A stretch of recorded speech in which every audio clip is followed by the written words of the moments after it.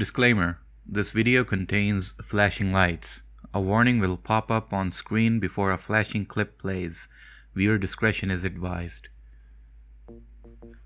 In the year 2049, I had made almost 2 million videos about the Half-Life 2 beta.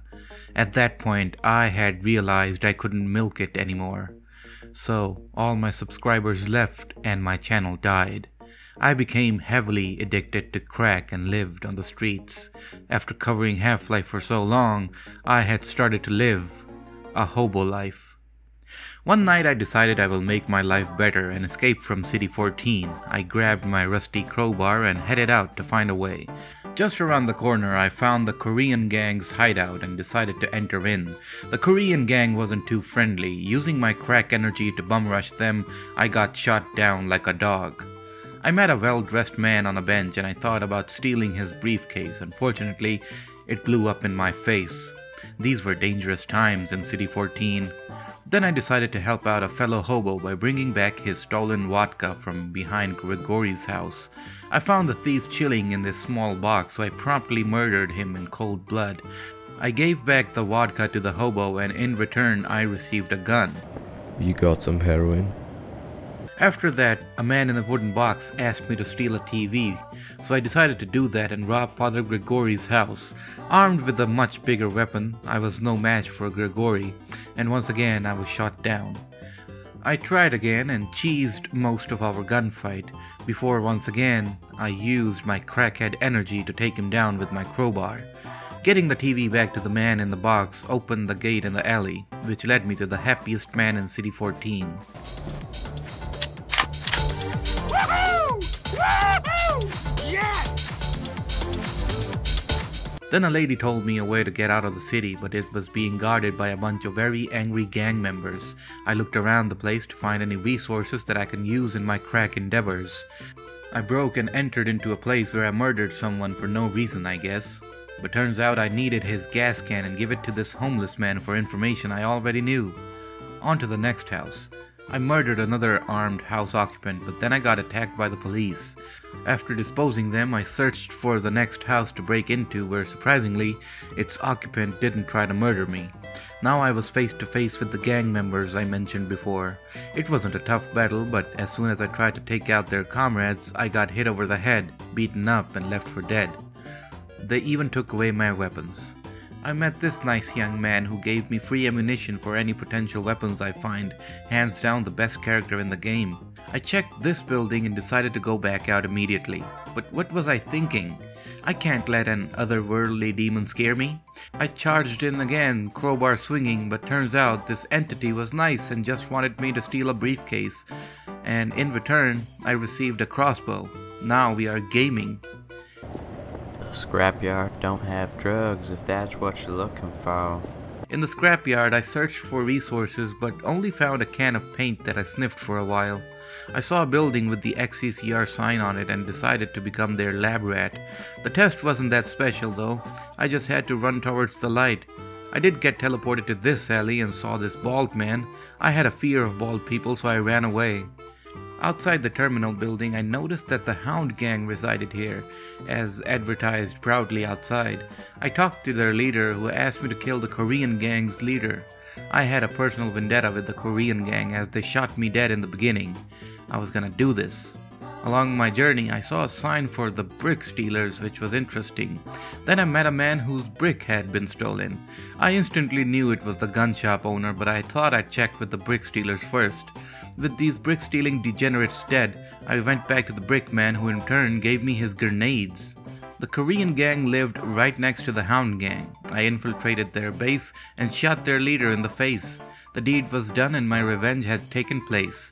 But after the assassination of such an important individual, the police were after me. I made short work of them and reported back to the other gang. They took me in and gave me another mission. The mission? More murder! I was supposed to take this box and bring it back.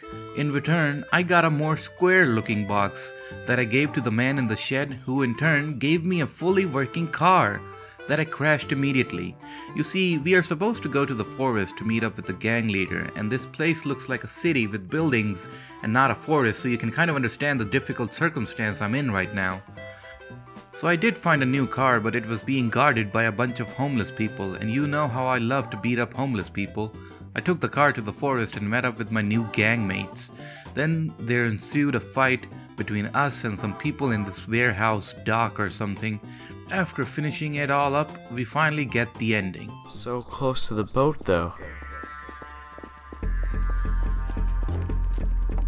Stay here and make sure everybody gets on, okay?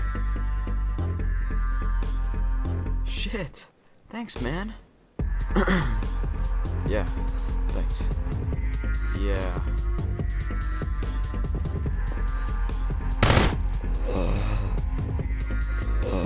The bomb will go off soon, and you will have a spectacular view. I will be forever thankful, Greg. You did indeed save my life. How could he? After all that I did for him, the people I murdered for him, and this is what I got in the end. Thankfully, there is a good ending, and that happens if you don't murder the Korean gang leader and instead side with them. You'll get the good ending. The good ending starts similar to the other one with the firefight, but this time around we don't get backstabbed, but rather we get on the ship and finally escape the city. Now you think my story as a hobo ends here, but actually you haven't heard the Christmas story arc. A few years later I returned to City 14 just to escape from it again, but I heard troubling news right away. Fuck! All the crack's been stolen! Do you understand me? We're fucked!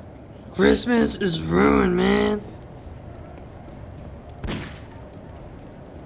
No more crack? I can't stand for that. Then I met an old friend, the brick guy. The gun shop owner wasn't as generous as before, but instead asked me to murder some gang members who tried to extort him. Of course, in City 14, every problem is solved by murder or crack. I took a stroll around the city, capturing its drug-fueled atmosphere, and met up with Brick Guy.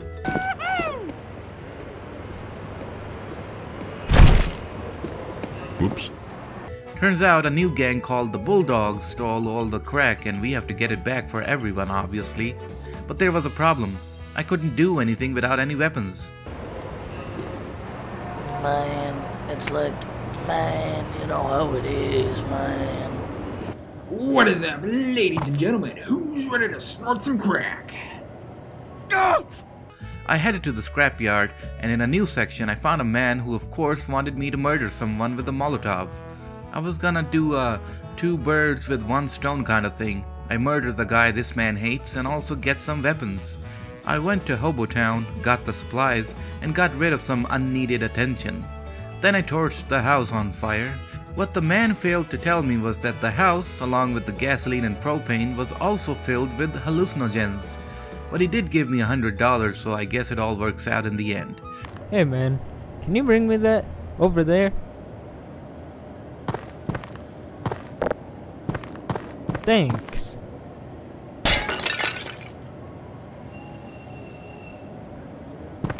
Now that I had a gun, I wanted to do the gun shop guy's quest. I went into the back alley and killed a bunch of gang members who were exploiting my human trafficking friend. I got $100 from him too. With that, I bought an SMG and some ammo. In search of crack, I met this colorful character.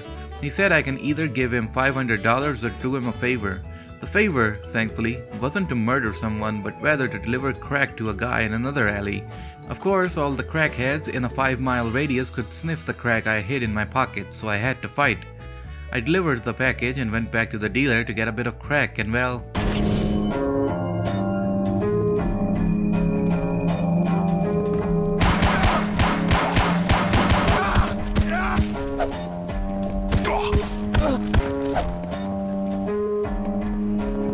I have a strong concrete addiction. That was something. After that, I saw someone was selling a bunch of drugs. They wanted me to kill someone in the apartment, so I went there to do the job. But after getting there, I got to thinking, should I kill this normal-looking dude or kill the crackhead drug dealer? He said... Unfortunately, my silliness had gotten the police's attention. I guess it was time to introduce a little crackhead energy. After all of this, I decided to investigate the missing crack. Stealth was an option, so...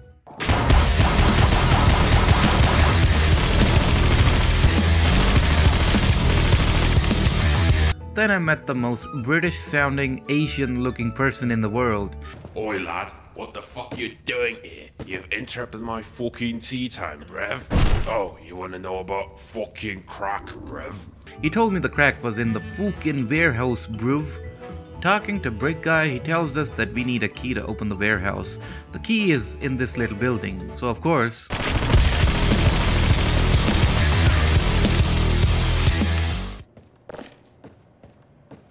Now, since I was being an absolute menace across the city, the SWAT team was called in to take me down. While trying to evade them, I got myself stuck in this alley, and what follows is the longest battle throughout my story.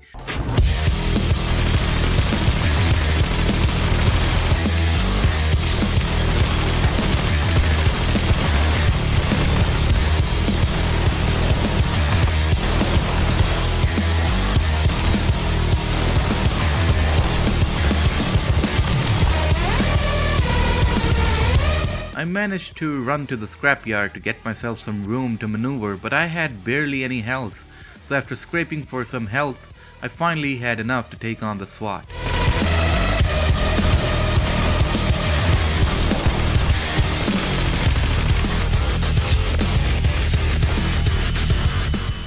Now we needed guns for our assault on the warehouse, so we break into the old Korean gang's hideout to get them. On my way back, I got bum rushed by the Hound Gang, I guess, so I had to take them out. There is a lot of violence in this mod, Jesus Christ. Also, throughout my playthrough, I kept hearing explosions going off outside, and now I had finally found out why. It was because of this dude who just chucks grenades everywhere and runs away. Now we were at the climax of the story. We were going to kill the gang leader and take back the crack. I was ready for a battle of a lifetime and... well, I guess this works too.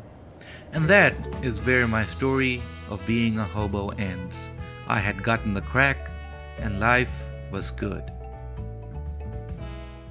I'm gonna be honest, I wasn't expecting this mod to be this good.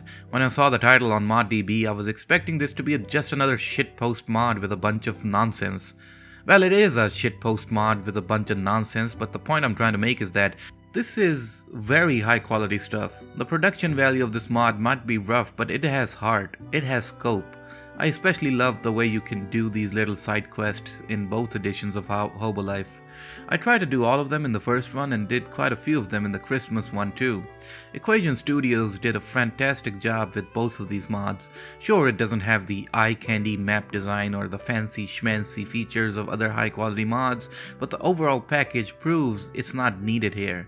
The humor was funny, the voice lines with their out-of-place style were perfect, and the gameplay was more than enough to have a short half-hour adventure. Definitely check this one out if you're looking for a different sort of experience than the usual linear mods out there. It has quite a bit of content packed in, even though most of it requires you to murder someone in City 14. So yeah, that's pretty much it for this video. Since this will be my last upload of 2023, I wanted to thank you all for making me and this channel so successful this year. And like all years, we've had our ups and downs, but in the end, I think things ended up on a good note. Thank you all so much for your continuous and unwavering support. As the channel enters its 4th year, I hope I can keep on making videos that prove to be entertaining for everyone, hopefully for years to come. I hope 2023 was good to you. If not, then I hope 2024 fares much better. I know things might seem very messed up right now around you and in the world, but you gotta hold on and be strong. In a world full of so much growing hate, be the one that spreads love and joy. So happy holidays, Merry Christmas, and a Happy New Year to you and yours, from your pal, Rad. Thanks again for watching, and I'll see you in the next one.